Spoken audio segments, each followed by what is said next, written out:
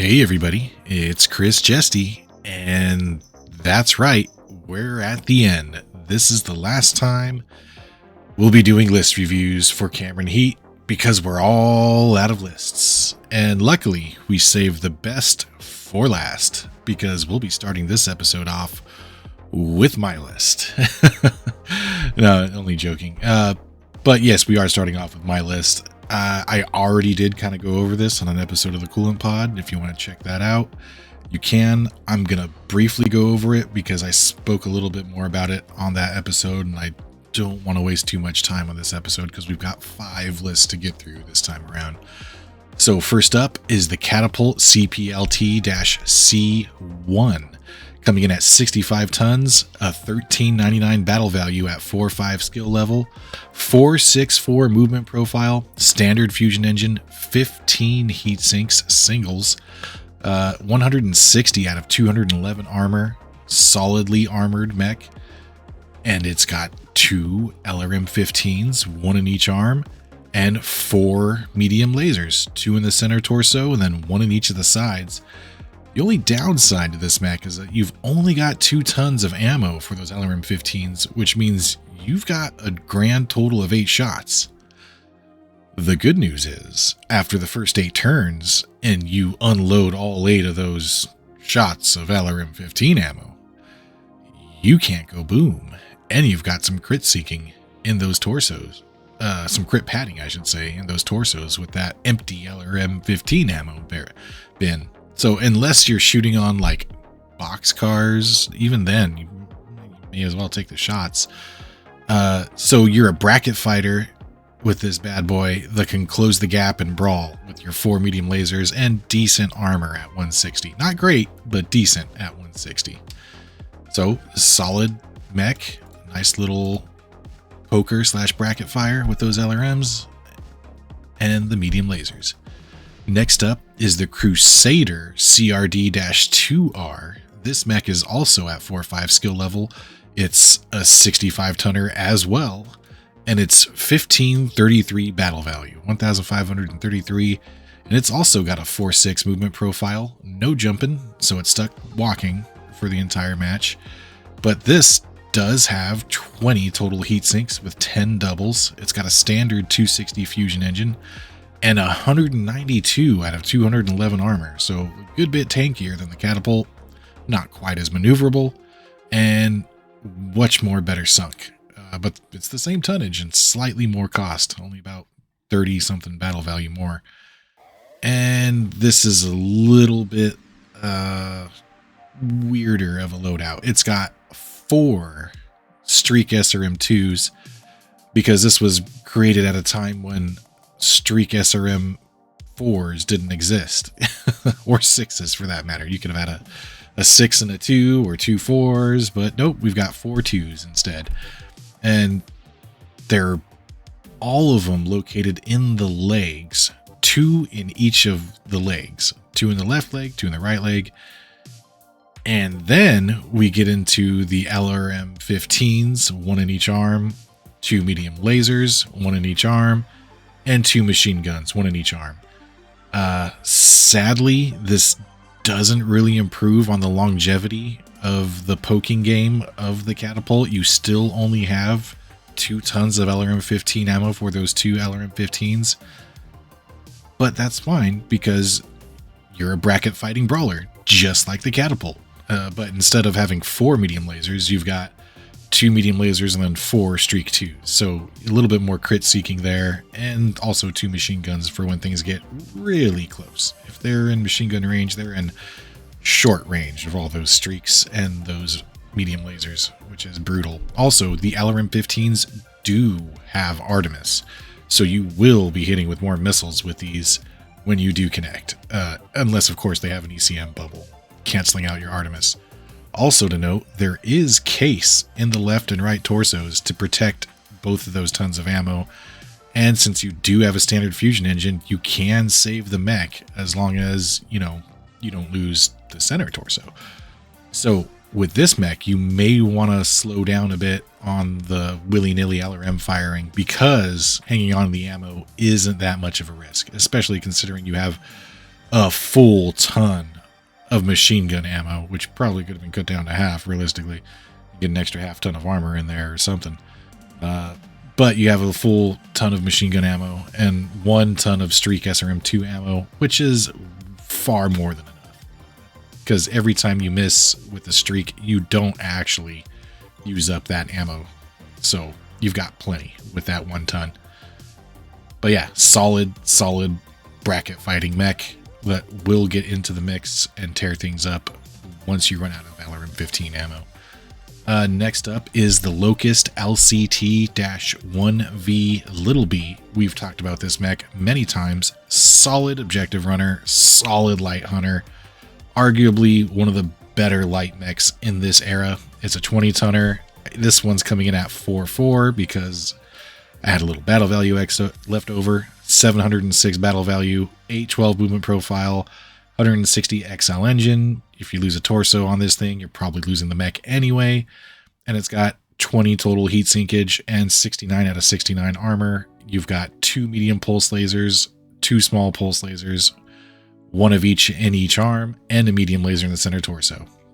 And I've talked enough about the Locust 1VB, as well as this next mech coming up, the Oscout OTT-7J Little B. That's right.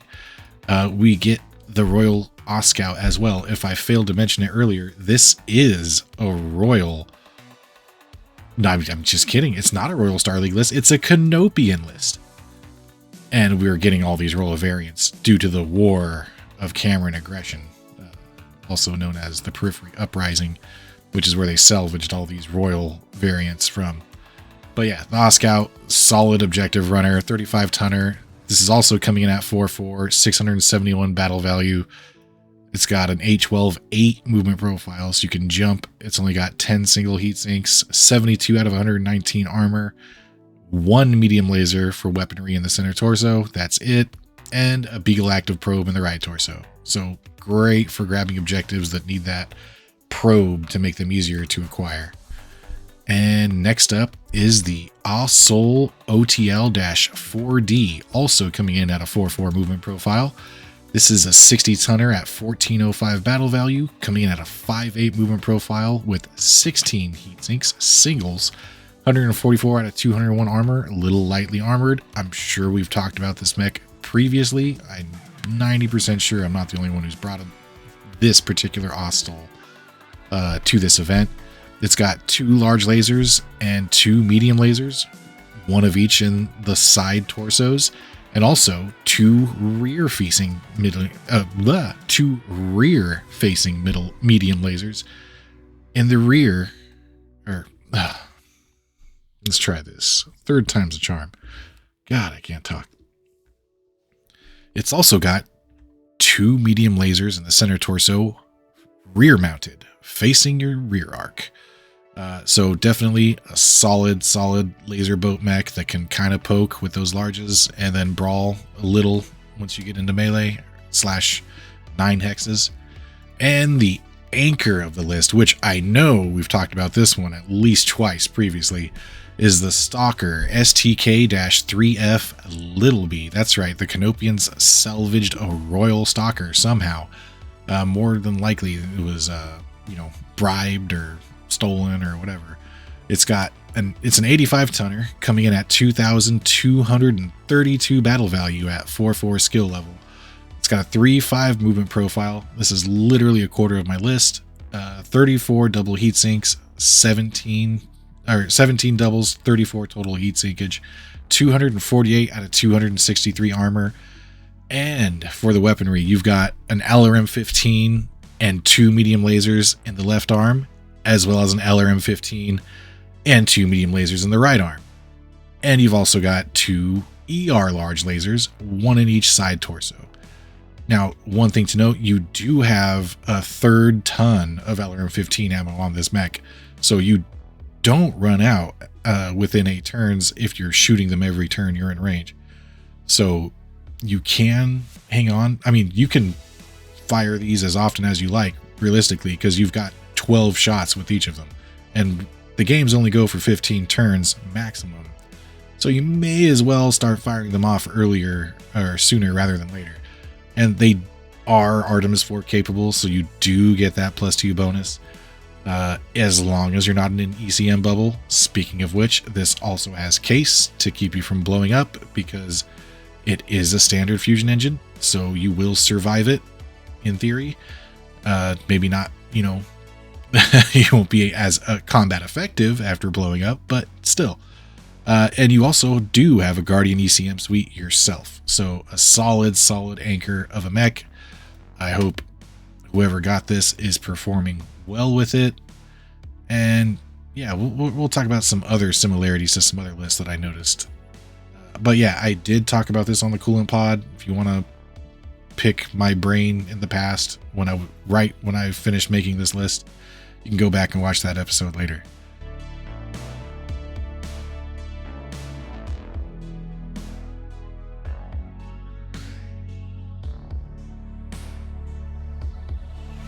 But next up, we do have Trailblazer, another YouTube personality who is quite famous on the Tube of You.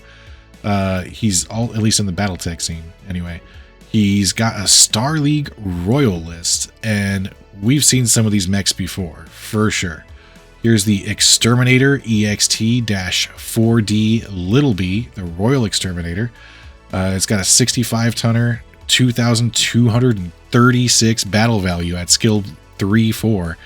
He's got a 696 movement profile, a 390 XL engine, so fairly fast for his tonnage. Pretty much as fast as it gets for a 65-tonner. Good lord. 22 total heat sinkage with 11 doubles, 208 out of 211 armor, as armored as you're going to get. And man, this thing is a laser boat. It's got one ER large laser, and then 2 medium lasers in the left torso, 2 medium lasers in the right torso, and 2 more medium lasers in the center torso, for a grand total of 6 medium lasers, as well as a small laser in the head for emotional support and to shoot at birds or something, as text says. So definitely a very solid mech. No bells and whistles, just solid speed, solid armor, and a whole lot of lasers. You cannot go boom with this mech. And here's the interesting part. And yeah, I'm already not taking this list, or didn't throw any bids toward this list because of that Exterminator. Now we get to the funky foul cheese part. So this is a standard infantry platoon. So that means they get eviscerated by flamethrowers and machine guns and small pulse lasers and all the bad infantry stuff that you could imagine. They get annihilated by. But they're only 410 battle value. They've got a 3-3 movement profile. I'm not sure why. I don't know if they can. I doubt they can jump, but they have a 3-3 movement profile. And they've got 2 AC-10s with 2 tons of ammo. Yeah, you do have facing with these things, I'm pretty sure. Like, you have to aim which way they're facing, but it's infantry, so they don't, and I don't think they can move and shoot at the same turn.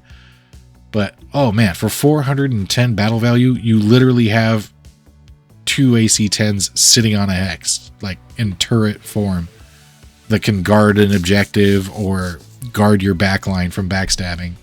Too bad you can't throw precision ammo in these things for this event, because that would be just disgusting. And it's at 2-3, so more than likely you're gonna nail whatever it is you're shooting at. Just a absolutely cheesy, brutal little unit here. And next up is the awesome AWS-8Q. Not just any awesome, this is the awesome. It's an 80-tonner coming in at 2,119 battle value at skill level 3-4, mind you. It's got a 3-5 movement profile, 240 out of 247 armor, 28 single heat sinks. That is a ton of crit padding. Like almost every slot in this mech that is not weapon or actuator or engine, or I guess gyro, is filled in by heat sinks. That is a ridiculous amount of single heat sinks. And it's also got 3 PPCs. One on the right arm, one on the left torso, and one on the right torso. So you at least have one hand open to bitch slap anything that gets in your minimum range. And you've got a small laser in the head, so you can poke them with that too, I guess. But this is arguably one of the best, most efficient mechs ever created. This thing is still viable in the Ill Clan era. It's just so good. The only thing that really outshines this eventually is the 9Q, which has 4 PPCs and double heat sinks and all that. But for this era, and even on to the later eras, this mech is always going to be solid. And in fact, I don't think we've seen too many of these, surprisingly enough, if we've seen any other ones than this one, which is kind of sad because this is really good. But yeah, I can only sing the praises of the awesome 8Q so much. Next up is the Thunderbolt TDR-5S. So another Thunderbolt. I think we've seen this one before. 65 tonner coming in at a 4.6 movement profile, standard fusion engine, 15 single heat sinks, 208 out of 211 armor, very well armored. And it's got 2 machine guns in the left arm, 1 large laser in the right arm, 3 medium lasers in the left torso, an LRM-15 in the right torso, and an SRM-2 in the right torso. Ooh, man, that's a lot of different range brackets, baby. All right, so you've got 1 ton of machine gun ammo in the left arm, oddly enough, 1 ton of SRM-2 ammo in the right torso, which is more than you'll need, and at least you do get 2 tons of LRM-15 ammo, which is enough to go the distance in an MRC 15 round match. So this is just good. It's a good bracket fighter. I mean, as you close the gap, you can unload with your LRM-15 and your large lasers, and once you get within 9 hexes, or 6 depending on what your numbers look like, you can start unloading with those medium lasers and drop the LRM-15 more than likely, because you'll be within the minimum range at that point. But yeah, and probably the large laser, probably more than likely too, just because that's 1 large laser is almost all 3 of your medium lasers in heat. You almost have enough to fire all your laser weaponry and remain neutral. You're like 1 or 2 shy, because you also are likely going to be walking and or running. But yeah, this is a solid mech. And actually, I don't think we've seen this Thunderbolt yet. Maybe we saw a different one, or a Royal Thunderbolt, because I would have remembered this. This is a good loadout, and I didn't really get why people were Thunderbolt fans looking at some of the other ones. I'm like, this isn't that good. That's not that good. But now I think I get it now, especially looking at this on paper after comparing all the rest of the mechs that we've been through. This looks good. I mean, the machine gun ammo is a liability. So is the LRM and SRM ammo, of course, but that's only because you don't have case. This is a bog standard Thunderbolt, and skilled up to 3-4, you're still less than 2,000 battle value at 1762. This is just good, and you're very well armored. You're not quick, but you're fast enough to keep up with the awesome, or to outpace the awesome, I should say. You don't need to be quick when you've got LRMs and a large laser in this era, I guess. Yeah, good mech, and it's at 3-4, so no complaining out of me. Next up is the Mongoose MON-66. We've covered this bad boy many a time. 25 tonner, 812 movement profile, 89 out of 89 armor. I'm not going to cover it too much. 10 single heat sinks, 3 medium lasers, small laser, Beagle active probe. Great objective running mech. Next. And we've also covered this multiple times. It's the Royal Lightning Attack Hovercraft. This is, I think, the second Royal unit we've seen so far on this Royal list outside of the Exterminator. 35 tons, 696 battle value, 1117 hover movement profile, 62 total armor, 20 in the front, 16 on the sides, 10 in the rear. It's got tag, 2 medium pulse lasers, and 2 streak SRM2s, all front mounted. Solid, quick, and dangerous objective running vehicle. If you're a light mech, this is going to scare the crap out of you. If it doesn't scare you, it should scare you, because those 2 medium pulse lasers are going to be your worst nightmare. If you've got a Locust 1VB and this thing is out there chasing you, this is probably one of the only other light units that can take you out while you take it out. And or maybe not, because it's faster than you and probably has a higher TMM. But yeah, this thing is solid. We've seen this at least a couple times so far in this list of lists. Overall, Trailblazers list is solid. The Exterminator is just scary laser brawling zombie. Field Gunners, ridiculously cheap fire support that can cover your backline. The only thing that would make these that could be better is if they were LRM field platoons somehow. Next up, awesome mech. I mean, literally, you can't get much better than this in this era. Thunderbolt 5S, another solid mech, and Mongoose and the Lightning. I don't have to reiterate, but I'm going to, how good these are at objective running. So, moving on.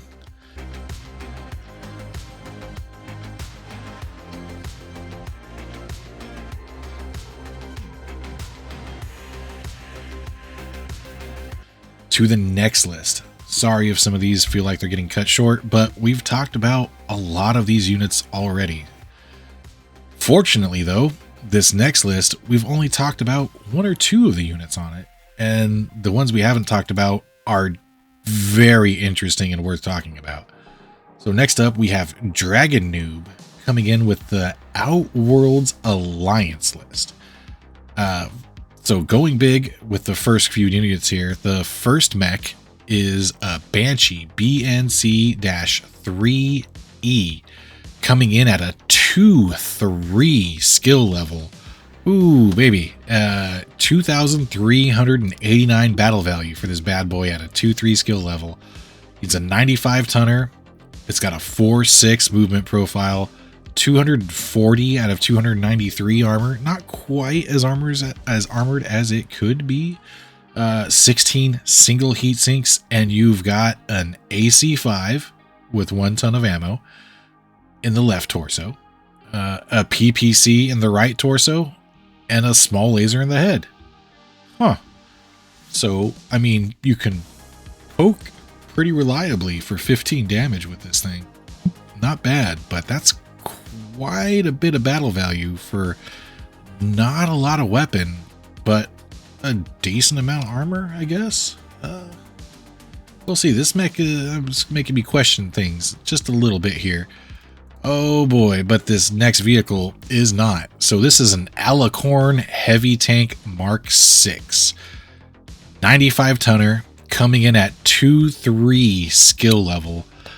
3,108 battle value for this bad Mamma Jamma. It's a 3.5 tracked vehicle, 285 XL engine. Doesn't really make that much of a difference on a vehicle. It's got 208 armor, so just a little bit less armor than the Banshee. But it's got 3 Gauss rifles in a turret. Yep, 3 of them. That's right. And you've also got almost enough ammo. Actually, I think you may have enough ammo to go the distance and fire this bad boy almost every turn. I think you have either 14 or 15 turns of ammo with this thing.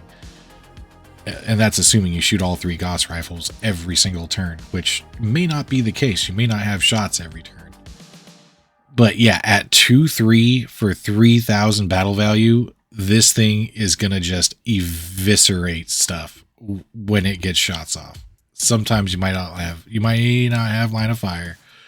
You may be in a bad spot and not be able to get over a hill or around a forest or whatever. But if you can get up on a little perch with this thing, even though it's fairly slow and it's a vehicle, so getting up elevation isn't exactly that fast for you, it's just going to dominate the battlefield if it has a clear line of sight. Disgusting at 2-3. Absolutely ridiculous, which is why this vehicle alone is why this didn't get any votes out of me. But also, it has the Oscout OTT-7JB. 35 tonner, H12 movement profile. We literally just talked about this, I think, in the last list, or in my list. So we're not going to talk about it again. Great objective runner. And next up, we do have the Charger CGR-1A1, an 80 tonner coming in at 1413 battle value at skill 3-3. I'm sorry, I forgot to mention the Oscout was also at skill level 3-3. It's a 5.8 movement profile. It's the Charger we all know and love to hate. It's got 10 single heat sinks, 160 out of 247 armor, so only about as armored as, that Oss-Soul that we saw earlier in my list. But it's a little bit quicker, I think, maybe not. Well, anyway, it's got 5 small lasers, one in the left arm, one in the right arm, and one in the left torso, and one in the right torso, and the last one is in the head, where you always want a crit pad if possible. Not much to say about this. More than likely, if you're bringing a Charger, you're going to go into fisticuffs ASAP, because that's where the majority of your damage is. That way, you can laser people and then punch them in the face, or kick them in the shins. And yeah, that's it for the big units on this list. That's decently solid. Just that Alicorn alone is extremely scary. But next up, we do have the oddball of pretty much all of the lists we've seen so far. Beast Mounted Infantry. Taric. I don't know what a Taric is, but they're riding him. And they've got an auto rifle. So there's 21 soldiers. They move for 5 hexes. And they've got an auto rifle, which I'm pretty sure they can do like 1 damage or something like that, like almost like an elemental squad, if they, depending on what they hit. I don't know exactly how this works, but they move for 5 hexes and they're 105 battle value at skill level 4-5. Next up is Beast Mounted Infantry Taric Sniper. So these have a bolt action sniper rifle. Apparently, I don't even know if these can damage mechs or vehicles for that matter. It does say they have anti-mech gear, so they may be able to make anti-mech attacks, and they do move for 5 hexes. So if you ignore these, or you don't have anti-infantry weapons on either one of these, both have the anti-mech gear. So if you don't have anti-infantry weapons and these close the gap, they can start doing leg attacks on you like elementals can. I'm assuming that's how it works. I could be wrong, but yeah, that's kind of scary. 5 move elementals, and I haven't seen a lot of flamers in a lot of these lists, and I haven't seen a lot of small pulse lasers. I've seen quite a bit of machine guns, though. I will say there's a lot of machine guns out there, so these guys could get chewed apart if they run into the wrong light mech, like the regular Locust 1V, which surprisingly would just annihilate these guys. But if you don't have any machine guns or flamers, or if you only have 1 mech with machine guns or flamers or something like that, these things can do a lot more damage if you let them close the gap. Just saying. Something to watch out for. Don't sleep on these if you're playing against this list. But yeah, very interesting list from Dragon New. I like it, and I would like to have piloted it, but I just couldn't bring myself to play a 2-3 Alicorn. For some reason, Gauss Rifle Snipers never performed for me, unfortunately.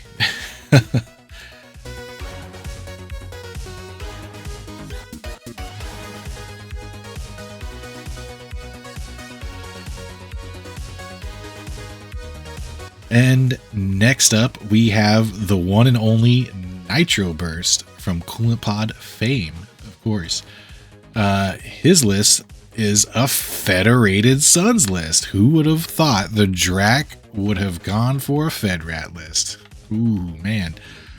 I bet this stings hearing it. But yeah, he definitely has a very powerful list. Let's go ahead and look into this. He's got a Battlemaster BLR-1G little d. I don't know if this is a Star League Royal list or Star League Royal variant. Usually the D stands for Davian. Yeah, get your mind out of the gutter. But I'm not entirely sure this time around. I'm assuming this is a Davian variant of the BLR-1G. So it's an 85 tonner coming in at 1586 battle value at a 4/5 skill level. So this is bone stock. This is how much it costs naturally. It's got a 4/6 movement profile, a standard fusion engine, 32 total heat sinkage, 16 doubles, and 232 out of 263 possible armor. And for weaponry, we've got a PPC in the right arm, an SRM 6 in the left torso, along with 2 medium pulse lasers. Ooh, that's spicy. And then we've got 2 rear mounted lasers, 1 in each of the side torsos, and then 2 more medium pulse lasers in the right torso. So 4 total medium pulse lasers. You have entirely too much SRM 6 ammo at 2 tons. You could dump 1 ton and still have enough to fire that SRM 6 every single turn. And you've got 32 heat sinks. Man, this is a well sunk mech. This thing is a nasty brawler. This is a light mech. This is literally a light mech's worst nightmare. It can poke you from afar with the PPC, and if you get too close, you're gonna get pulsed down by 4 medium pulse lasers. And then poked with SRM 6s just for good measure. Absolutely disgusting Battlemaster. Very good, very solid mech right out the gate. Starting strong here, Nitro. And next up, we have the Marauder MAD-2R coming in at 2/3 skill level and costing 2,738 battle value. Ooh boy. All right, let's see if it's worth it. This is a 75 tonner coming in at 4/6 with a standard fusion engine. It's also got 32 total heat sinkage, 16 doubles. That's what we like to see on a Marauder. Now we're talking. It's got 197 out of 231 armor. A little light on the armor for my taste, but I'll allow it because it's well sunk. And it's got an ERPPC and a medium laser in the left arm, an ERPPC and a medium laser in the right arm, and an AC5 in the right torso. So this is the Star League Royal variant of the Marauder. Realistically, there's no little B, but the Marauder was like a Star League only mech, only meant, and this is the Royal version with the upgrades with double heat sinks and case for the AC5. This is a huge improvement over the 1R and also the 3R for that matter. This is arguably one of the best versions of the Marauder, and I think it still stands the test of time. I think you can still take this mech in Ill Clan on like the Goliath Scorpion list or maybe Mercs or Pirates or something. This is a solid mech. I mean, it's a little pricey for a 2-3. I don't know if I would have gone that deep into it, but man, do you have a consistent sniper with this that can hit almost every single turn. And if you walk every turn, you will remain heat neutral if you only fire those 2 PPCs and the AC5. So solid, consistent long-range poking damage out of this. Next up is the Hammer Hands HMH-3D. This is coming in at 1381 battle value at 4/5 skill levels. No pilot upgrades for him, only for the Marauder, thank you. He's a 75 tonner with a 353 movement profile, a little slower, but he's got the jump to make up for it to get over obstacles. 13 single heat sinks, 184 out of 231 armor. And you're like an auto cannon version of the Marauder, apparently, because you've got an AC-10 and a medium laser in the left arm, and an AC-10 and a medium laser in the right arm. And instead of an auto cannon, you have an SRM-6 in the right torso for good measure. So this is, I guess, a Davian Marauder, for lack of a better. I mean, it's a hammer hands, but we just looked at the Marauder, and this is literally Marauder with AC-10s in place of PPCs. And then a missile launcher instead of the auto. Yeah, I mean, it's the same exact setup, pretty much. So the hammer hands is what I would consider the early Davian Marauder replacement. But yeah, a solid mech, 13 single heat sinks. That's enough to get you through using most of your weapons, or at least you can pick and choose what to drop or heat up if you really need to. Solid mech, another good one for the list. Next mech up is the Kintaro KTO-19. I think I may actually be using this mech. Yes, I am. So this looks like it might be a Royal variant of the Kintaro or something, or at least just a Star League variant. So this is a 55 tonner coming in at 1,160 battle value. It's a 5.8 movement profile, 275 standard rated fusion engine. It's only got 10 heat sinks. That's it, 10 singles. No mas. 179 out of 185 armor. Fairly well armored for a 55 tonner. And you've got an LRM-5 and an SRM-6 in the left arm, 2 medium lasers in the right arm, an SRM-6 in the right torso, and an arc launcher in the center torso. Hey, there we go. And of course, all the ammo is narc capable, because why would you carry around a narc pod and not carry narc capable ammo with you? So any other LRMs we see in this list, which we haven't so far, actually, now that I think about it, can take advantage of that narc launcher. Maybe an SRM-6 here or there. Yeah, an SRM-6 on the hammer hands, SRM-6 I think on the Battlemaster. So yeah, there's a couple of SRM-6s floating around that can take advantage of the narc ammo. Even if there's only one narc pod, you may as well carry the narc ammo in case you connect with something. So little synergy here between some of these other mechs. Nice, I like it.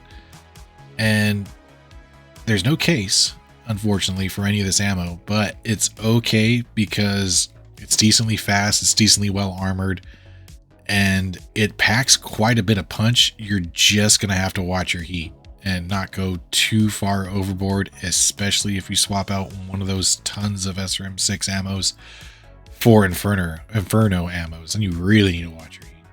But a good, solid little brawling / crit fishing mech that can bump the damage of the rest of your team by just a little bit. Yeah, there's an SRM-6 right here on the Battlemaster, an SRM-6 on the hammer hands. There is no SRM-6 in the Mongoose 66, which we will not be talking about, except to say it's a great objective runner running at H12 with 3 medium lasers and an active probe. But the heavy hover APC SRM is bound to have an SRM launcher on it, right? It's a 20-ton vehicle coming in at 325 battle value at skill level 4-3. Though that Mongoose I briefly glossed over was at skill level 4-5. Sorry about that. This is a 812 hover movement profile, 56 total armor, 20 in the front, 13 on the sides, and 10 in the rear. It's got a front-mounted SRM-4 and 2 machine guns, and 1 ton of SRM-4 ammo, which is more than you'll need, and a half a ton of machine gun ammo, which is still overkill in almost every situation. You've only got a 3-ton troop transport, though, which isn't much. So, not much of a troop transport, if you ask me. But that H-12 movement profile is a decent little objective runner. You're not well armored. You're decently fast. You're not that fast compared to something like the Lightning, but you're fast enough to keep up with the Mongoose, and you can even stay in the Mongoose's hex and just follow it around, assuming it doesn't go through woods and wherever it goes. So this is a decent little hovercraft that can take advantage of the narc that you have on that Kintaro. So a little bit of synergy here with this list. So whoever gets Nitro's list, keep in mind you need to be loading narc ammo on all of your SRM launchers, because I don't see any Artemis in any of those SRM launchers. There's no excuse not to. You're losing out on missiles if you don't load up that narc ammo.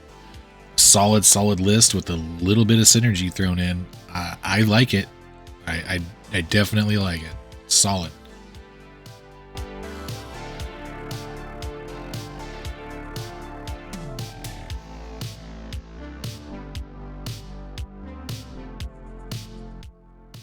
And last, saving the best for last, because he's definitely not least, we have the Mech Bay's very own pizza lawyer, Soul Roth, coming in with the Mongoose 66, great for objective running, H12 movement profile, 3 medium lasers, active probe.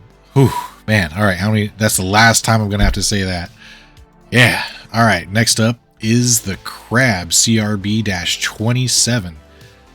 Soul Roth is known for his love of this mech chassis. I just wish he would have picked a better variant, but there's absolutely nothing wrong with this one. When it's just sad to see the Star League variant not being used in the one era it's allowed. This is arguably the next best Crab in a lot of people's opinions. It is definitely the next best Crab because it's on his list. So coming in at a 4-4 skill value on this Crab, the Mongoose that I glossed over was 4-5. It's a 50-tonner with 1,308 battle value, 5.8 movement profile, 16 single heat sinks, and 161 out of 169 armor. Solidly armored, decently fast, decently sunk too, for that matter, over sunk, some might say. But it does need all those heat sinks because it's got 2 large lasers, 1 in each arm, a medium laser in the center torso, and a small laser in the head. So a great, cheap, decently tanky little laser boat that can poke you with those larges consistently. Maybe not every turn, but most turns it's poking you with 2 of them. So definitely not a bad mech. Definitely a good mech. And next up, we have the Chameleon TRC-4B. That's a big B, not a little b. This is not a Royal variant.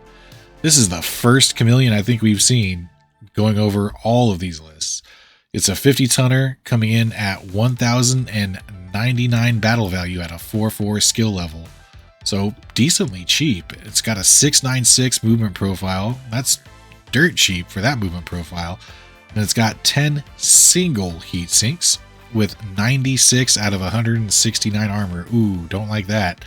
That's why it's so cheap, because it's going to go boom in 2 turns. Yeah, no armor really to speak of. This is basically a glorified light mech. It does have, however, 2 medium lasers, 1 in each arm, a large laser in the right arm, 2 small lasers in the left torso, 2 small lasers in the right torso, and a machine gun in the center torso with a full ton of ammo. Why? Why can't we go to half tons and bump up the armor? Oh, if any mech would need it, it's this one. So it's decently quick, but you're paying for that speed and the wide variety of weaponry that you have for armor. Ugh, I don't know if that's a fair trade, honestly. But you do pack a good bit of punch here if you can get within short range of your target, within 3 hexes, and start unloading all of those little plinking weapons with those small lasers and the machine gun. But until then, you don't really have the sinks to be a consistent threat. You either have to walk, which is going to be dangerous for you with 96 armor, or you have to jump, which is going to take the majority of your 10 heat sinks and fire 1 weapon, maybe 2, depending on how far away you are. Oh yeah, you can fire the 2 medium lasers and sit at 4 heat, but then next turn you can't really fire anything if you have to jump again. You have to walk, be at 8 heat, and then fire like 1 medium laser or something to cool down. Yeah, not great. Or maybe you fire 2 medium lasers, go back up to 14 heat. But you're really going to have to watch your heat in this mech. You're really going to have to watch where you position this mech because it's got paper for armor. So this is going to require some finesse. And I do believe I did throw a vote on this list. This may have been like my third or fourth because I figured that Chameleon would be a bit of a liability. And next up, we have the Griffin 2N, GRF-2N, a 55 tonner coming in at 1767 battle value at 4/4 skill level. So a bit pricey for a medium mech. I will say this is also the most expensive mech on this list. It's got a 585 movement profile, standard fusion engine, 22 double heat sinks. Ooh, like that. 179 out of 185 armor. I like that too. Decently armored. And it's got an ERPPC and 2 SRM6s with 2 tons of ammo. And it's also got a Guardian ECM and case in the right torso to cover those SRM6 ammo slots. So this isn't fancy. You can jump, generate 20 heat and fire that ERPPC and maybe 1 SRM6 if you're within range, or you can run, fire the ERPPC and both SRM6s and just be a little overheated at 4 heat. So decently solid. And then you can of course jump out the next turn, cool down a bit, or just jump and fire the PPC or what have you. So you have the long range poke, you have the double SRM6s for crit seeking, and also it covers, well, you're an ERPPC, you shouldn't have a minimum range. This is solid.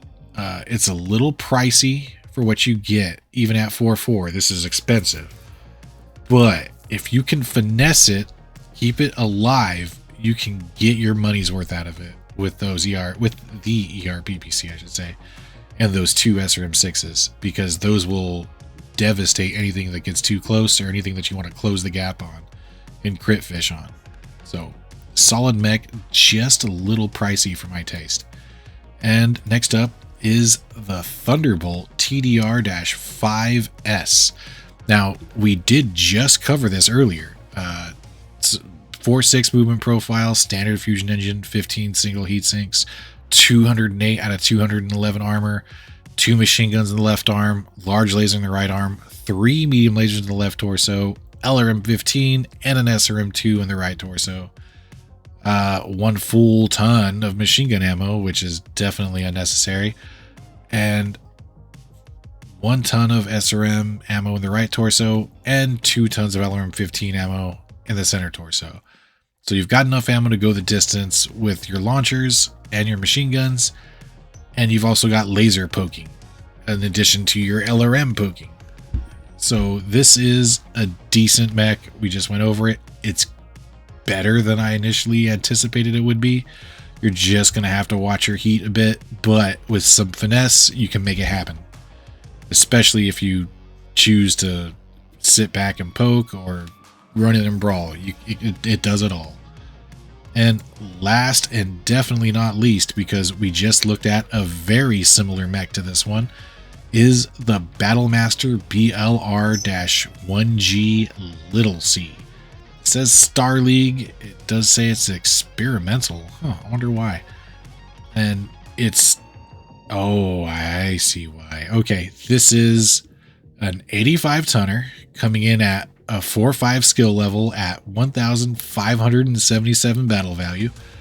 It's got a 4/6 movement profile, standard fusion engine, and 34 heat sinks with 17 doubles, and it's got a command console. So, command consoles are not supposed to be occupied, because this the way this works is it essentially gives you a second pilot in the mech. You're not supposed to have that second pilot for Cameron Heat. Whoever is riding, shotgun with you in your mech is not there. So it's supposed to be empty. But it does take up a crit slot in the head, which is nice for crit padding. And the way it works normally is you get 2 pilot hits one for each pilot every time you're hitting the head, and anytime you would generate a pilot hit for falling or whatever, you roll for both of them individually. And if one of the pilots or if the pilot or the commander go unconscious, the other one can take over and continue piloting the mech. Now, this actually came up in a match that I did record recently, where the player forgot to, or well, didn't know that there was a command console on the mech. He just loaded up his list and hit go. And going forward, you're supposed to just kick that pilot out of his seat, or that secondary pilot out of his seat, I should say. But I think that's enough about the command console. It's not active for this event, but it does give you an initiative bonus if there is a person in that command console and they're conscious. I think it's a +2 to initiative, but we don't have to worry about that right now. What we do have to worry about is the fact that it's got 232 out of 263 armor, which is pretty good.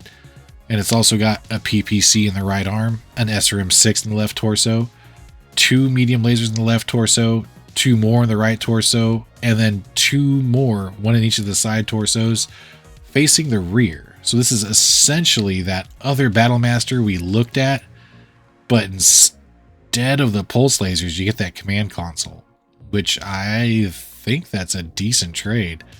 Honestly, I mean, the pulse lasers are scary, but for light mechs, but you got to get to within 6 hexes to use those bad boys. Regular medium lasers are good all the way out to 9 hexes.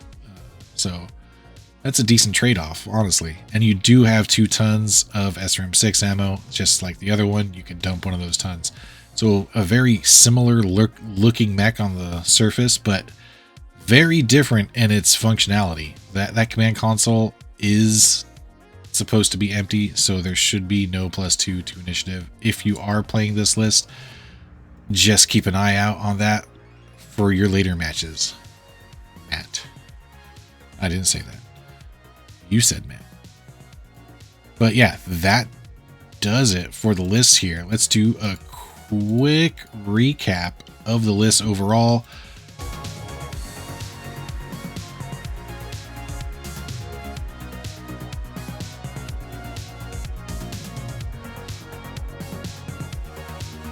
So I'm going to point out some similarities between my list and Sol Roth's list. So let's take a look at what we have here in mind. I've got 2 long-range pokers that can kind of brawl if they want to. He also has 2 long-range pokers that can kind of brawl if they want to, between the Griffin and the Battlemaster. Oh, interesting. I've got 2 objective runners, the Locust and the Oscout. He's got 2 objective runners, sort of. The Chameleon and the Mongoose. What do you know? He's also got 2 little laser brawlers, which I kind of have as well, between the Ossol and the Stalker. The Stalker is not going to go boom. It's significantly slower, but he's got the Battlemaster and the Crab as kind of like the equivalents. And of course, the Mongoose is equivalent to my Oscout and my Locust and all that. So yeah, it's very similar. So this is a solid formula that a lot of people are either emulating, or it's just a natural flow of building a list. Okay, I've got 2 snipers. Let me get 2 brawlers. Okay, let me get 2 objective runners. And it's well balanced. And we could probably look at some other lists that we've looked at and see very similar outcomes, or varying similarities between my list and Sol Roth's list and Nitro's list, and just on and on and on, where you have some sniping, you have some brawling. Right here, here's your sniping. The Hammerhands and the Marauder are your sniping. The Battlemaster and the Kentaro are your brawling, and the Mongoose and the Heavy Hover APC are your objective running in Nitro's list. So it's a solid formula. Let's see if it's a winning formula when it comes down to the actual event. I do have 2 2 of my missions down, as I mentioned last time. I'm waiting to schedule my last mission with Trailblazer. Hopefully we'll record that and go over it either together or individually or whatever when it happens. But that is going to do it for me today. Yeah, I could go over the lists real quick. I guess I should, even though it's late for me. So I've talked about my list at length. Next up is Trailblazer's list with the Exterminator, which is a disgusting laser boat brawler. The dirty little field gunners that are going to cover your backline the entire game. The awesome 8Q. I mean, it's an awesome, you don't really need to say more about it. The standard Thunderbolt 5S, a nice little brawler on paper. I mean, it can go boom, but so can almost every other mech in this era. Yeah, the Thunderbolt 5S can go boom, but so can pretty much every other mech in this era. The Mongoose 66, which between it and the Oscout, they're probably the 2 most chosen or taken mechs or units in this event, I'm pretty sure, by a good margin. Can't really argue about it. Lightning Attack Hovercraft Royal, I know we've seen this before, a solid objective runner. So he's well balanced here with brawling, sniping, and backfield cover so we can watch his objectives, and objective running between the Mongoose and the Lightning. Next up is Dragon Noob with a unique list. This is the only one that I think has beast mounted infantry that can do anti-mech attacks, which is absolutely ridiculous when you think about it. But he does have a Charger 1A1. He does have the Oscout 7J little b. He's got that disgusting sniper of an Alicorn. So the Charger and the Oscout are going to be running objectives. The beast mounted infantry, I mean, they're 5 movement profile on infantry. They don't change facing, I don't think. So they're pretty quick. But I don't think they're going to be that great at running objectives. I could be wrong. 5 hexes a turn isn't bad for a movement, realistically. And depending on what kind of modifiers they get to entering terrain, these things could be really good at objective running. But more than likely, they're just going to, considering they're so cheap, 100 battle value each pretty much, they're likely just going to charge straight at the nearest mech and start trying to bite its ankles off with their beasts.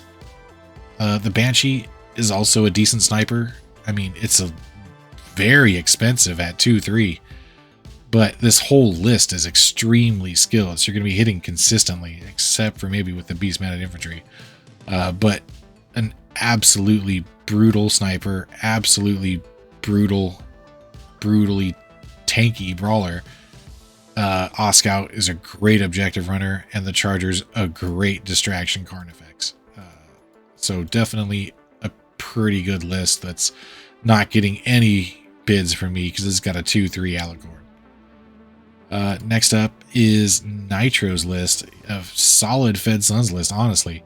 That Battlemaster is absolutely disgusting. Great brawler that can even crit fish for itself with those SRM6s. The Marauder 2R, the Royal Marauder, basically, fixes all the problems that the 1R had with double heat sinks and case. It's just all around better. And this thing is at 2-3, so you're going to be sniping things consistently from across the map. It's just a little pricey and not quite as tanky as the Battlemaster, so you need to watch it a little bit.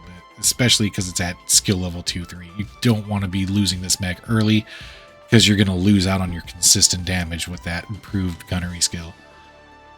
Next up is the Hammer Hands, which is the autocannon Marauder. So another poker that does have the SRM6. Remember, there is the Narc pod launcher in the Kintaro. So every time you see the words SRM, or I'm sorry, the letters SRM or LRM, you should be loading those up with Narc ammo if you're running Nitro's list. The Hammerhands does have an SRM6, 2 AC-10s, and 2 medium lasers, so you don't have to close the gap unless you want to. And you probably want to take advantage of all the heat sinks that you have and use those 2 medium lasers and that SRM6. And here is the thing that kind of glues the list together with that Narc pod launcher is the Kintaro KTO-19. Yeah, this is a good little brawler. It's just very, very undersunk. Like if you dropped a medium laser for an extra heatsink, I think this would be a little bit better. But I mean, it is what it is. Or dropped one of those SRM6 ammos for another heatsink, and you'd be a little that little much better. Double heatsinks would do wonders for this mech, but alas, we're not there. So you just have to deal with it. But it is a good brawler. I've been using this mech to good effect, I must say. It's not as skilled as mine is, because mine's at 2-3, this thing's at 4-5. But since it's not a 2-3, and you don't have to worry about losing your most consistent damage dealer, if it goes boom, that's your Marauder that you got to worry about for that. You can throw this into the melee and just try to land as many Narc pods on stuff and before you go down. That way the rest of your mechs can take advantage of it, even if the Kintaro is not around to take advantage of it itself. And the Mongoose, don't really need to talk about that again. Solid objective runner. The Heavy Hover APC, a decent little hovercraft. H12's a little slow for a hovercraft in this format, but it's gonna keep up with the Mongoose, so no complaints, I guess. Decently quick, meh armored, and decently speedy. So it's decent. And definitely, not least, we have bringing up the rear Soul Roth with another Mongoose 60. Okay, it's got to be the Mongoose. The Mongoose has to be the most taken mech by like a long shot. And next up is the Crab 27, solid laser poker, Chameleon. This is probably the weak link of the list. It's very fragile, very heat inefficient, and you need to be moving every turn if you're going to get any sort of usefulness out of this before it goes boom with its sub 100 armor on a 50 tonner. Next up, the Griffin. It's a good poker. I mean, you want to poke, but you also want to get within 9 hexes to start using your SRM6s. So, and you do have the ERPPC, which isn't stopping you from getting into melee range or within 3 hexes like a regular PPC might worry you. So you can get point blank, fire ERPPC, and then follow up with those SRM6s. So a decent mech, just a little pricey for what you get. 585 movement profile is nice though, I must say. Thunderbolt, solid brawler. It can go boom, so it's a little more fragile than you might expect, and probably the most susceptible to attacks. So if I had SRMs or an LBX autocannon or whatever, anything that can crit fish, I would be targeting this first with those crit fishing weapons if possible. And this Battlemaster is good. I mean, it's not amazing like the Battlemaster on Nitro's list, but it's a slightly downgraded, and if you could use the command console, it would be better than the one on Nitro's list. But since you can't, you're paying battle value for it, it's okay. It's not the end of the world to pay battle value for this and not use it, but that's only because the Battlemaster is just so good out of the box, even without the command console. The PPC, all the lasers, and the SRM6 with entirely too much ammo, by the way, so definitely dump one of those tons to pad your crits for yourself, is good. I mean, it's not amazing like, you know, that Night Star we saw way back in the first episode, but it's good. I mean, there's nothing wrong with it. It's also half the battle value of that Night Star, by the way. So it's a good brawler. So a all-around good list, except for that Chameleon, that one little chink in the armor.